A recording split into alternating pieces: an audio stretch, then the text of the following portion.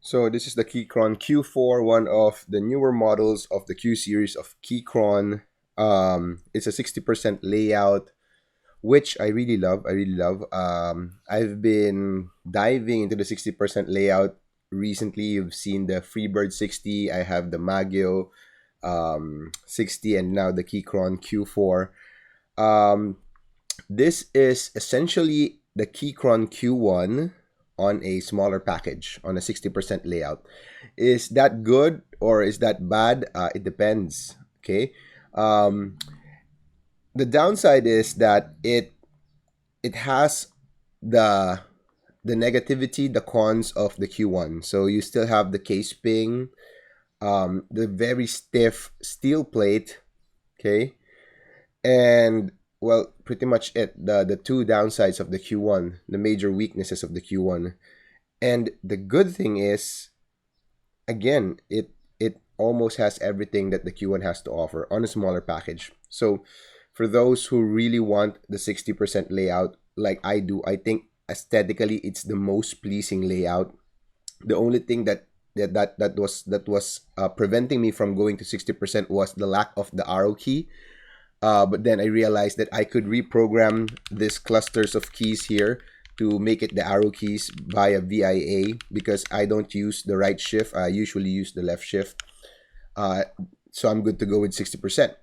Okay, so it has a very good typing feel, very bouncy, like all the Q series. It looks good. It really looks good. I love the bezels. I love the aluminum case. Um, the sound is really nice once you get rid of that ping. So what did I do for this keyboard? I won't show you anymore the stock configuration because that is underwhelming. Lots of ping, very hard typing feel. I went straight with the FR4 plate. I placed in some Zakus, some EPBT, white on black keycaps, which looks really nice, by the way. It really blends well with my desk mat and the cable mod cable right here. Amazing quality cable. Okay.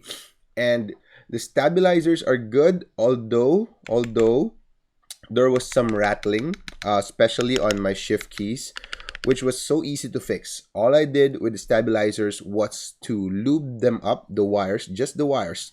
The housing already lubed. I lubed them up with Zion Studios stabilizer lube. The lubes for stabilizers. I just lubed up the wires and it's gone. There's no more rattling. Feels really nice. Okay. Um, and then the force brake mod. I put my very own force brake mod around it using a Leukoplast tape. So that's just it. And then it's awesome. I'm enjoying it. I'll show you the full review once I finish all my backlogs. I'll show you how I modded this keyboard, but it wasn't that hard. Really straightforward. Really loving the 60%. It's good because we are in an era right now where there are a lot of budget keyboards coming out, a lot of options, especially in the 65%, 75% TKL layout. And for those of us who love 60%, there's not much that came out recently. And even when you check YouTube, the Q4 isn't getting that much love, less reviews coming out. So I hope this keyboard gets more attention because it's good. It's good, especially if you think that this is $20 less than the price of the Q1. I really think this should be getting more attention. So stay tuned, guys, for the full review. I'll give you the full sound test with the Zaku switches at the end of this video.